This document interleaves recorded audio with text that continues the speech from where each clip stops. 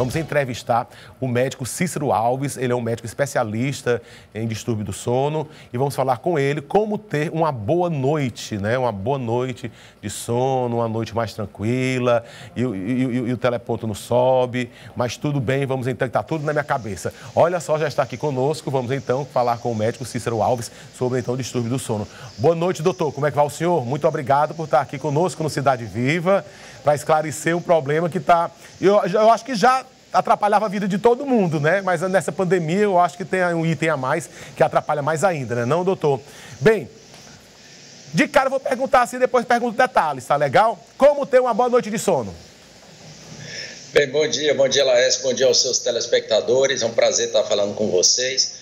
Laércio, a primeira coisa é que a gente tem que tentar obedecer as funções, a fisiologia do nosso organismo. O que quer dizer isso? A gente tem que ter horário para trabalhar, a gente tem que ter horário para praticar atividade física, horário certo de se alimentar e horário certo de dormir.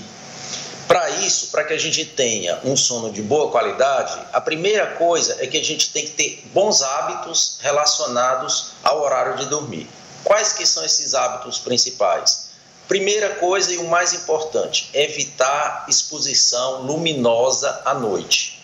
A gente tem que, eu acho que se puder colocar aí a gravura da melatonina, que é aqui a gravura que eu queria mostrar aos nossos telespectadores, a gente tem uma substância no nosso corpo que chama melatonina. Já tem essa imagem, você passou para ela, vai passar aí para a gente ver? Sim. Já passei e se puderem colocar tá aí então, aí... já está na tela, doutor. Pronto, pois essa substância, ela é a chamada melatonina. Vocês podem observar que ela tem esse gráfico em vermelho, mostra o aumento dessa substância à noite a partir das 20 horas, mais ou menos. Essa substância, ela avisa ao nosso corpo que está na hora de dormir. Portanto, nós recebemos essa sinalização através dessa substância. O que acontece hoje em dia? As pessoas usam muito eletrônico à noite. Elas abusam do celular, das redes sociais, do computador, trabalham, deixam para trabalhar à noite no horário de dormir e a luz bloqueia essa substância, que é a melatonina. O que acontece? Quando ela bloqueia essa substância, o sono não vem e aí a pessoa tem uma dificuldade para iniciar o sono. É por isso que a gente que trabalha com sono recomenda muito aos pacientes e às pessoas em geral, para que evitem o uso excessivo de qualquer tipo de eletrônico após as 22 horas.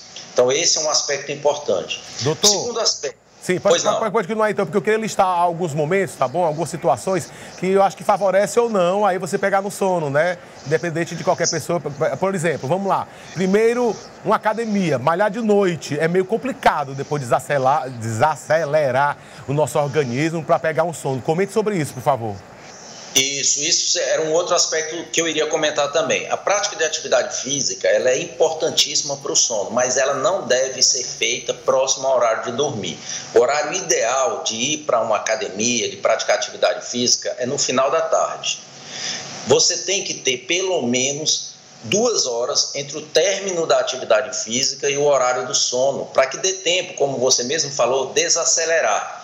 Por quê? Porque quando a gente pratica atividade física, a gente libera uma substância que chama adrenalina, que é aquela substância que ocorre quando a gente está estressado, quando a gente toma um susto.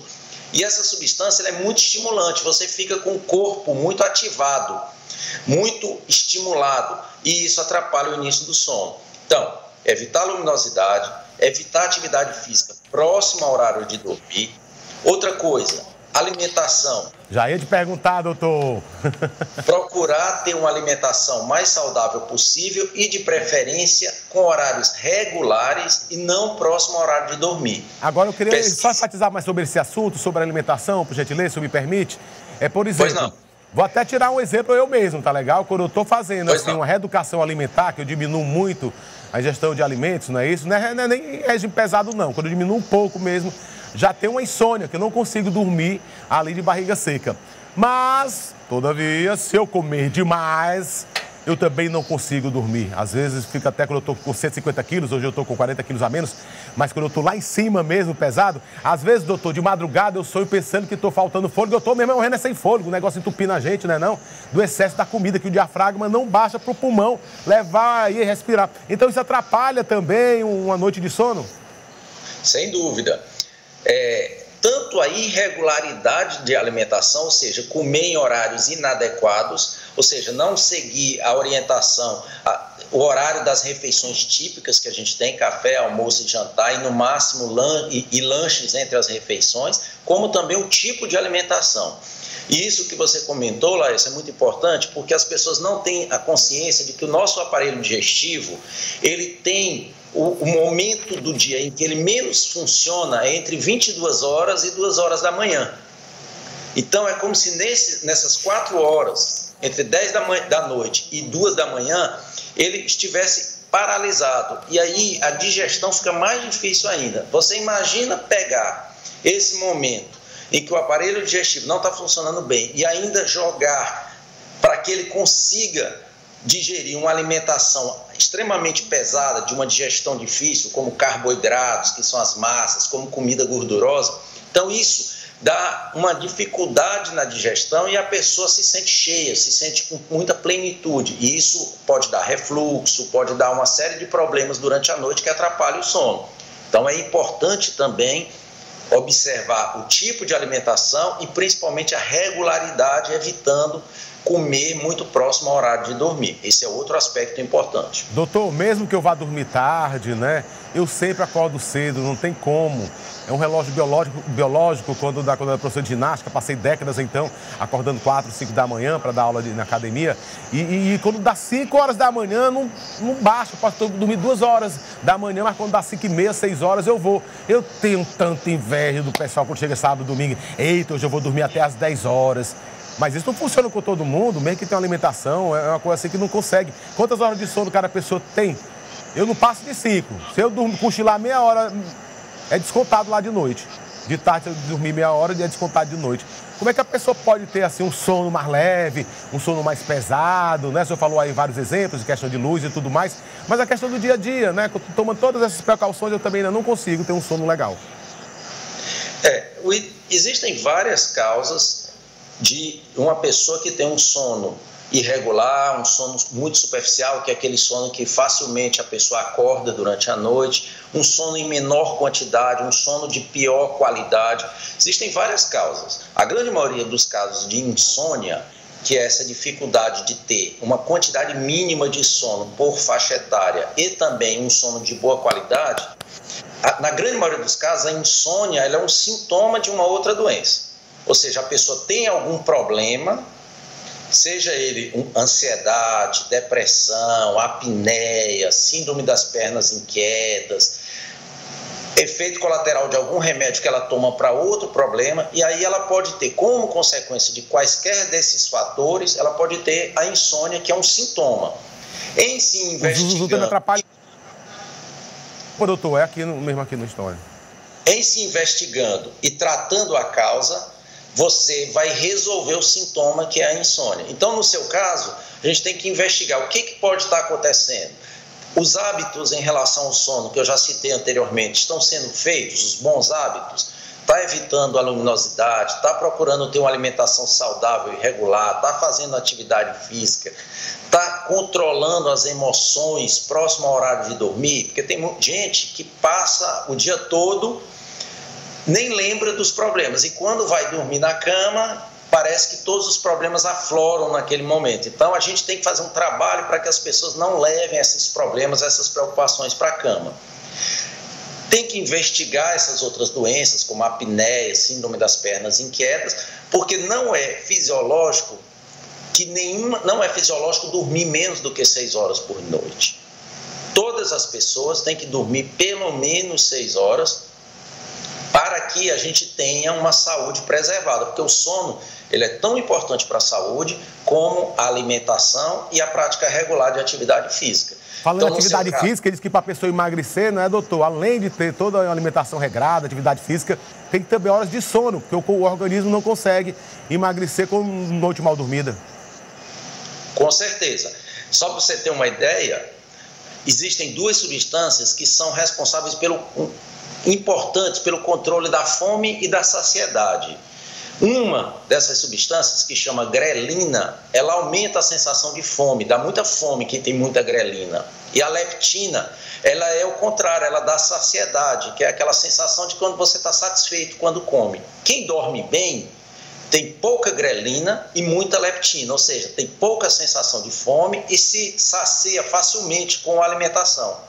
Quem dorme pouco ou dorme mal, inverte essa proporção. Ou seja, tem muita substância da fome, consequentemente vai comer muito, vai ganhar peso, e tem uma substância da saciedade muito baixa, ou seja, vai comer muito e para que alcance a saciedade vai ter que comer muito mais do que uma outra pessoa.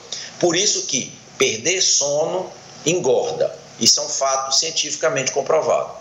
Um outro detalhe em relação ao sono, diz que quando a pessoa tem muita insônia, assim, isso é questão da idade, quando a pessoa tem a idade avançada, quase não dorme. Isso é verdade? Isso é mito? Não, existe uma tendência à diminuição do sono com a idade, isso é um fato. Mas, mesmo pessoas acima de 60 anos, 65 anos, que são pessoas que tendem a ter um sono mais curto, uma menor quantidade de sono e um sono de menor qualidade, mesmo essas pessoas têm que dormir nessa faixa etária pelo menos 5 horas, é o mínimo aceitável, né? Então, você deu o teu exemplo de que às vezes vai dormir 2 horas da manhã e acorda 5, 6 horas da manhã, é muito pouco tempo de sono para a sua faixa etária. Tem que ser investigado e mudado alguma coisa de hábito ou investigado algum outro problema que justifique esse sono em tão pequena quantidade. Doutor, agora vamos ver então o ciclo do sono. Fale para a gente sobre isso, temos um gráfico para a gente mostrar, ilustrar aqui, enquanto o doutor Cícero fala. Esse gráfico é muito interessante. Se as pessoas observarem uma linha pontilhada do lado esquerdo da tela, que ela está lá em cima e ela está baixando. Então, quando ela está baixando, é porque o sol está nascendo ali de manhã. E aí, essa substância, essa linha pontilhada, representa a melatonina, que é o hormônio que eu comentei, que à noite faz a gente dormir. Quando é de manhã, ela diminui e aí a gente acorda.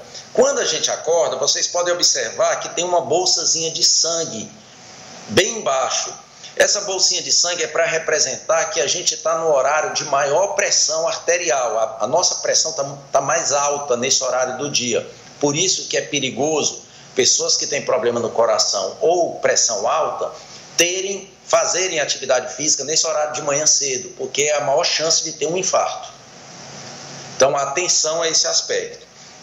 Depois, a gente tem o rosto de um rosto na tela que mostra uma pessoa lendo um livro, trabalhando. Isso para mostrar que esse é o horário em que a gente tem o melhor rendimento intelectual durante o dia, no meio da manhã, mais ou menos esse horário que a gente está agora. E aí, no final da tarde, lá mais na frente, a gente tem uma pessoa praticando atividade física, justamente para mostrar que o horário ideal de praticar atividade física é nesse horário, justamente no finalzinho da tarde. Esse é o horário ideal de prática de atividade física. E depois a linha pontilhada volta a crescer, aumentar, porque já anoiteceu, e aí, desde que a pessoa não se expõe à luz, essa melatonina volta a aumentar e a pessoa vai dormir. Então você vê que tudo é organizado para que a gente coma nas horas certas, faça atividade física no final do dia, trabalhe durante o dia com atividade física no final do dia e que a gente tenha um sono à noite para dormir. O que aconteceu na pandemia? As pessoas inverteram com o aspecto de poder trabalhar de casa, as pessoas começaram a ter uma flexibilidade de horário, e aí começaram a deixar para trabalhar à noite, começaram a usar celular demais à noite, assistir muita televisão à noite e dormir durante o dia. Qual que é o problema disso? É que o sono de dia, ele não tem a mesma qualidade do sono noturno. Quando eu durmo 6, 7 horas durante o dia, por exemplo, uma pessoa que dorme de 5 da manhã até meio-dia, isso dá 7 horas de sono. Esse sono não tem a mesma qualidade de uma outra pessoa que dorme de meia-noite às 7 horas da manhã, que também dá 7 horas de sono. Só que esse sono de meia-noite às 7 é o sono de melhor qualidade, ele repõe as proteínas que a gente perde, ele controla os hormônios, ele baixa a pressão arterial. Então, pessoas que dormem no horário noturno São pessoas que têm mais facilidade para controlar o peso, mais facilidade de combater doenças como pressão arterial, diabetes, colesterol alto, ansiedade, depressão. Pessoas que dormem durante o dia ou não dormem têm mais tendência a desenvolver essas doenças que eu citei. Doutor Cícero, o tempo é curto, mas tem muito assunto para a gente abordar. Quando o senhor estava falando aí, dando exemplo, questão de ter que dormir à noite, que é melhor, eu fico imaginando quem é segurança, que trabalha em casas noturnas, né? Quem passa a noite fazendo algum tipo de trabalho, como médicos, dando plantão, enfermeiros, enfim. Como é que vai ser a qualidade de sono desse pessoal e como pode se adequar para ter uma saúde melhor? Aí eu gostaria que você deixasse como entrar em contato com o senhor, porque aqui não dá mais tempo. Mas, doutor Cícero, como é que a gente pode entrar em contato com o senhor, tirar uma consulta, pegar aí algumas receitas, algumas dicas que são maravilhosas? Pessoal, as pessoas que trabalham à noite são pessoas que, invariavelmente, elas vão pagar um preço com algum aspecto da saúde, infelizmente. Por mais que elas tenham tempo durante o dia para descansar, como eu já comentei, o sono de dia não é igual ao sono noturno. Então, são pessoas que vão ter uma maior tendência a ganhar peso, tem que ter um controle maior da glicemia para não virar diabético, colesterol, estresse, todos esses aspectos. Então, é um fato. Trabalhou à noite, por um longo período da vida, infelizmente, isso vai comprometer um pouco da saúde mais na frente. Então, o ideal é que haja uma rotatividade de turno. Pessoas que trabalham à noite por um período, depois passam para trabalhar de dia, e as pessoas que trabalham de dia podem passar. Haja uma rotatividade na escala. Então, né? Um revezamento, e não que pessoas que trabalhem à noite fiquem todo o tempo só à noite e as de dia todo o tempo de dia, em trabalhos que exijam escala de plantão. Valeu. Esse é que seria o ideal. Doutor Cícero. Pois não. O nosso tempo aqui, a produção já está cortando aqui, todo o tempo é tão curto, mas eu gostaria que o senhor deixasse aí um endereço eletrônico, alguma forma da pessoa tirar uma consulta com o senhor, como é que chega até o senhor? Tá, Joia. Eu queria agradecer a oportunidade. A gente tem um site que tem muitas informações, é o www.ciceroalves.com.br. Lá tem todas as informações para tirar dúvidas, marcação de consultas, tem artigos escritos sobre o sono, explicando o que é melatonina, tudo isso que a gente conversou. www.ciceroalves.com.br. Doutor Cícero, desculpa aí por conta do tempo, muitíssimo obrigado, tá bom? Outras vezes eu vou lhe aperrear para a gente trocar mais algumas ideias aqui no Cidade Viva. Até mais. Estamos sempre à disposição. Obrigado e um bom dia. Bom dia para o senhor também.